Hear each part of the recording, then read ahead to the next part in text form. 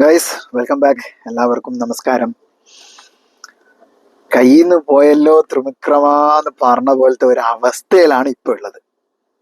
ആദ്യമേ ഞാൻ കഴിഞ്ഞ വീഡിയോസിലും അതിന്റെ മുന്നിലത്തെ വീഡിയോസിലൊക്കെ ഞാൻ ഇട്ടിട്ട് പറഞ്ഞതായിരുന്നു, അത് ആരുടെ കാര്യമില്ല, നമ്മുടെ എംബോമയുടെ കാര്യമാണ്. ബ്രെൻഫോർഡിന്റെ എംബോമ. കാരണം ആ ബ്രെൻഫോർഡിന്റെ കോച്ചായിരുന്ന ഫ്രാങ്കിനെ ടോട്ടൻഹാം പൊക്കി. First bid. കാരണം പുള്ളിയായിട്ട് ടോട്ടൻഹാം ടോക്സ് തുടങ്ങിയപ്പോൾ തന്നെ തോമസ് ഫ്രാങ്ക് പറഞ്ഞത് എംബോമിനെ ഹൈജാക്ക് ചെയ്യണമെന്നാണ്. വന്നു, പുള്ളിക്കാരൻ ഏറ്റെടുത്തു. On the next day it self 70 million.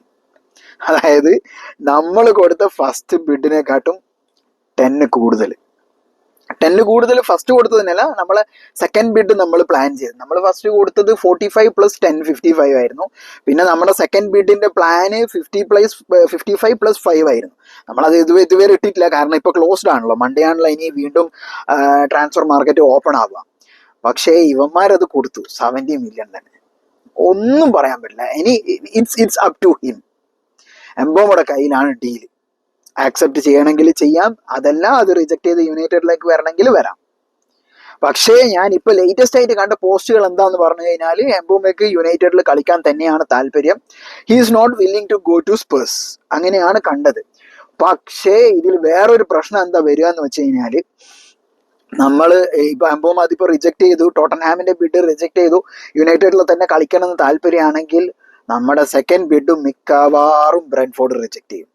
കാരണം ഒരു ക്ലബ്ബ് നമ്മളെക്കാട്ടും കൂടുതൽ, നമ്മൾ 60 കൊടുക്കാന്നാ പറഞ്ഞത്, +10 എക്സ്ട്രാ 70 കൊടുക്കാന്ന് പറഞ്ഞിട്ട് മുന്നോട്ട് വരുന്ന സ്പേഴ്സ് ഉണ്ടെങ്കിൽ ഒരിക്കലും ഒരു ക്ലബ്ബും അത് നമ്മുടെ ആക്സെപ്റ്റ് ചെയ്യില്ലല്ലോ. പിന്നെ നെഗോഷിയേഷൻ ചെയ്ത് അങ്ങനെ എന്തെങ്കിലുമൊക്കെ ചെയ്ത് ആ പ്ലെയറിന് നിങ്ങളുടെ ടീമിൽ കളിക്കാൻ താല്പര്യമില്ല അങ്ങനെയൊക്കെ പറഞ്ഞ് മനസ്സിലാക്കിയിട്ടൊക്കെ ചെയ്യേണ്ടി വരും. ഇത് ഈ സ്ലോ ആക്കിയതാണ് ഏറ്റവും ചെയ്ത മണ്ടത്തരം. ആ കൂനയുടെ ഡീല് കഴിഞ്ഞ്, അത് ഡീലാവുന്നത് മുന്നേ തന്നെ ഈ ലിങ്ക്സും കാര്യങ്ങളും ടോക്സ് ഒക്കെ വന്നതാണല്ലോ. അപ്പൊ ഇവന്മാരൊന്ന് സ്പീഡ് ചെയ്ത് അതൊന്ന് ഓൺ ദ സ്പോട്ടിൽ തന്നെ അതൊന്ന് ചെയ്തിരുന്നെങ്കിൽ ഇത്രത്തോളം റിസ്ക് ഉണ്ടാവില്ലായിരുന്നു. ഇത് ലാസ്റ്റ് ടൈം വരെ കൊണ്ടുപോയി വെച്ചു. എന്തായി ഇപ്പൊ? ആകെ പണി പാലും വെള്ളത്തിൽ കിട്ടുക എന്നൊക്കെ പറഞ്ഞ പോലെ കിട്ടി. എനിക്ക് അപ്പോഴേ ഡൗട്ടായിരുന്നു, തോമസ് ഫ്രാങ്കിന്റെ ടോട്ടൻഹാമിന്റെ ലിങ്ക്സ് വന്നപ്പോൾ തൊട്ട് ഡൗട്ട് ഉണ്ടായിരുന്നു. പിന്നെ അവർ ആ വിസേനയും പൊക്കാനുള്ള പ്ലാൻ ഉണ്ട് ടോട്ടൻഹാം, ബ്രെൻഫോർഡിന് തന്നെ. അതും കൂടി ആയിട്ടുണ്ടെങ്കിൽ തൃപ്തിയായി. കാരണം ഇവർ നല്ല കോംബോ ആയിരുന്നു, വിസയും എംബോമും. എല്ലാവരും കണ്ടത്, പ്രീമിയർ ലീഗ് കാണുന്ന എല്ലാവർക്കും അറിയാം അവരുടെ ആ ഒരു കോംബോ, അടിപൊളി കോംബോ ആണ്. എനിക്ക് കണ്ടു തന്നെ അറിയാം. പിന്നെ ഗ്യോക്കോറസിന്റെ കേസിലാണെങ്കിൽ സ്പോർട്ടിങ്ങിന്റെ ഫുൾ ആകെ അടിച്ച് പിരിഞ്ച്, എന്താ പറയാ, ഫുള്ള് കുലുമാലായ എല്ലാവർക്കും അറിയാലോ. പക്ഷെ ഇപ്പൊ ലേറ്റസ്റ്റ് ആയിട്ട് വന്നിരിക്കുന്നത് എന്താന്ന് പറഞ്ഞു കഴിഞ്ഞാല്, നമ്മുടെ വിക്ടർ ഗ്യോക്കോറസിന്റെ ഏജന്റ് പറയുന്നത് എന്താന്ന് വെച്ച് കഴിഞ്ഞാല്, പുള്ളിക്കാരന്റെ കയ്യിൽ എവിഡൻസും കാര്യങ്ങളും ഒക്കെ ഉണ്ട്, പ്രൂഫ് അടക്കം ഉണ്ട്. അതായത് അറൌണ്ട് 60 to 65 അല്ലെങ്കിൽ 70 ഗ്യോക്കോറസിന്റെ ഡീൽ നടത്തും എന്നുള്ള എല്ലാ എവിഡൻസും പേപ്പേഴ്സും കാര്യങ്ങളൊക്കെ എൻ്റെ കയ്യിലുണ്ട്. അപ്പോ അത് കാരണം അവർ ആദ്യം അഗ്രി ചെയ്തതാണ് പോലും, ഗ്യോക്കോറസിന് ഈ ഒരു എമൗണ്ട് കിട്ടിക്കഴിഞ്ഞാൽ ഞങ്ങൾ റിലീസ് ചെയ്യും. അപ്പൊ ഇപ്പൊ അവന്മാർ 100 million ഒക്കെ കൊടുത്തിട്ട് ഒരു കാര്യമില്ല. വേറൊരു ന്യൂസ് എന്താണെന്ന് വെച്ച് കഴിഞ്ഞാൽ, Arsenal put their first bid on Gyokeres. ഇവന്മാർ ഇതെന്താണ് കളിക്കുന്നതെന്ന് ഒരു ഐഡിയ ഇല്ല. ആദ്യം ഫസ്റ്റ് ഗ്യോക്കോറസിന്റെ അടുത്ത് വന്നു, പിന്നെ നേരെ മാറി സെസ്കോയിലേക്ക് പോയി. ഇപ്പൊ സെസ്കോ എന്താ വീണ്ടും ഇങ്ങോട്ട് തന്നെ വന്നിരിക്കുന്നത്. ഇത് എല്ലാം കൈവിട്ട് പോകുന്ന പോലെ അവസ്ഥയിലാണുള്ളത്. യുണൈറ്റഡിന് മിക്കവാറും ആരെയും കിട്ടാനുള്ള സാധ്യത കാണുന്നില്ല ഇങ്ങനെ പോവാണെങ്കിൽ. കാരണം ഈ ടോട്ടൻഹാം ആയിക്കോട്ടെ, ആർസണൽ ആയിക്കോട്ടെ, ഈ വരുന്ന ടീംസിന് തേച്ചും എന്താണ് ഒരു പ്ലസ് പോയിന്റ്, ചാമ്പ്യൻസ് ലീഗ് കളിക്കാം, നിനക്ക് യൂറോപ്പിൽ കളിക്കാം എന്നുള്ള ഒരേ ഒരു വാക്ക് പറഞ്ഞാൽ മതി ആ ഒരു പ്ലെയറിനോട്. ബാക്കിയെല്ലാം ഡിപ്പെൻസ് ഓൺ ദ പ്ലെയർ ആണ്. നമ്മൾ ഫുള്ള് ഡിലേ ആണ്, എല്ലാ കാര്യത്തിലും ഡിലേ ആണ്.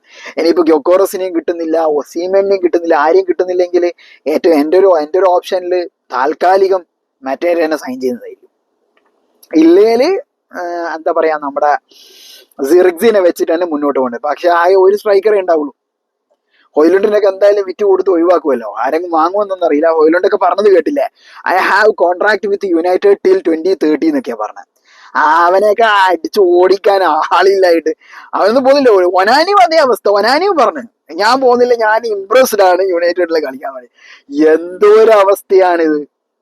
പോവാത്തതല്ല, ഒരു ടീമും വരുന്നില്ല നമ്മുടെ പ്ലേയേഴ്സിന്റെ അടുത്ത്, ഒരു ടീം പോലും വരുന്നില്ല.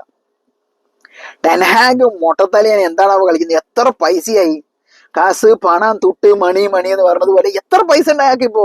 ഒന്ന് വന്ന് ഇപ്പൊ ഈ ആന്റണി, ഗർനാച്ചോ, ഒനാന ഒന്ന് കൊണ്ടുപോയി കൂടെ? അല്ലെങ്കിൽ വേണ്ട, ആന്റണി വേണ്ട, ഗർനാച്ചോ, ഹൊയ്ലുണ്ട്, ഒനാന, ഇവര് 3 പേരെ കൊണ്ടുപോയിക്കോട്ടെ, ഏറ്റവും നല്ലതായിരുന്നു. 180 മില്യൺ അങ്ങനെ ഇപ്പൊ കയ്യിലുണ്ടല്ലോ, അത്രയൊന്നും വേണ്ട വരില്ല. ഞങ്ങൾക്കൊരു 130 തന്നാൽ മതി 3 പേർക്കും കൂടിയിട്ട്, സന്തോഷമായിരുന്നു. നടക്കുന്നില്ല, ഒന്നും നടക്കുന്നില്ല. പിന്നെ പുതിയ ലിങ്ക്സ് വന്നതെന്ന് വെച്ചാല് ഏറ്റവും കോമഡിയായ ഒരു ട്രാൻസ്ഫർ ലിങ്ക്സ് ആയിരുന്നു അത്. നമ്മുടെ ഫ്രാങ്ക്ഫർട്ടിന്റെ എക്കിറ്റേക്ക് 100 million Manchester United have entered the race. ഇതൊക്കെ ആരാണ് ഇതൊക്കെ പടച്ചുവിടുന്നത്? എനിക്ക് ഒരു ഐഡിയ ഇല്ലാത്തത്. ഇവിടെ ഗൊക്കോറസിനെയും ഒസീമെന്നെ വില ഡീലാക്കാൻ നമുക്ക് പറ്റുന്നില്ല. അപ്പോഴാണ് 100 മില്യൺ കൊടുത്തിട്ട് ഇവനെ കൊണ്ടുവരാൻ നോക്കുന്നത്. അതിൽ ഓൾറെഡി ഫ്രണ്ട് റണ്ണേഴ്സ് ആയിട്ട് ആസ്നലും ഉണ്ട്, ചെൽസിയും ഉണ്ട്. ചെൽസിയിലേക്ക് പോകാനുള്ള എല്ലാ സാധ്യതയും, മെക്കിറ്റേക്ക് മിക്കവാറും ചെൽസി ആയിരിക്കും. അത് ചെൽസി ഓൾമോസ്റ്റ് കുറേ ആയി അവന്റെ പിന്നാലെ, അത് മിക്കവാറും നടക്കും. കാരണം ചെൽസിക്കും ഒരു സ്ട്രൈക്കർ വേണം. ഒസീമെനും യുണൈറ്റഡിൽ കളിക്കാൻ ഒരു ഭയങ്കര ആഗ്രഹം ഉണ്ട് എന്ന് പറഞ്ഞ ലേറ്റസ്റ്റ് ആയിട്ടുള്ള കുറച്ച് ന്യൂസുകൾ ഉണ്ടായിരുന്നു. Osimhen really impressed with the project and really impressed in signing with United. പക്ഷേ അവന്റെ വേജസും അതൊക്കെയാണ് ഒരു ഭയങ്കര ഡിലേ. കാരണം Osimhen is not accepting any cut. Wage കട്ടിന് അവൻ തയ്യാറാവുന്നേ ഇല്ല. കാരണം അങ്ങനെ തയ്യാറാവാതിരുന്നു കഴിഞ്ഞാൽ നമുക്ക് ഒന്നും മുന്നോട്ട് പോവുകയില്ല. എന്തായാലും വരും ദിവസങ്ങളിൽ മൺഡേ ഇപ്പൊ റീ ഓപ്പൺ ആവും, എന്താവോ എന്തോ. കാരണം ഇപ്പൊ എല്ലാം ഫസ്റ്റത്തെ ഒരു ഹൈപ്പിൽ വന്നത് ഒക്കെ താഴോട്ട് പോയി. എംബോമോയുടെ ഡീല് പോയി, ഗ്യൊക്കോറസിന്റെ ഡീൽ ഇതാ കൊളാപ്സ് ആവാൻ പോവാണ്, എല്ലാം കൊളാപ്സ് ആവാണ്. ഇനി ആര് വരും, എന്ത് സംഭവിക്കും, നോ ഐഡിയ.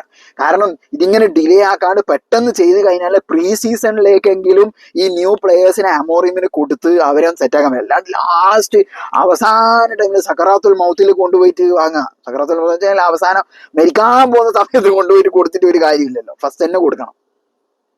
എന്തായാലും നോക്കാം. ഇനി ഒരു അപ്ഡേറ്റുകളായിട്ട് പുതിയ വീഡിയോസ് ആയിട്ട് നിങ്ങളുടെ മുന്നിലേക്ക് വരുന്നതായിരിക്കും.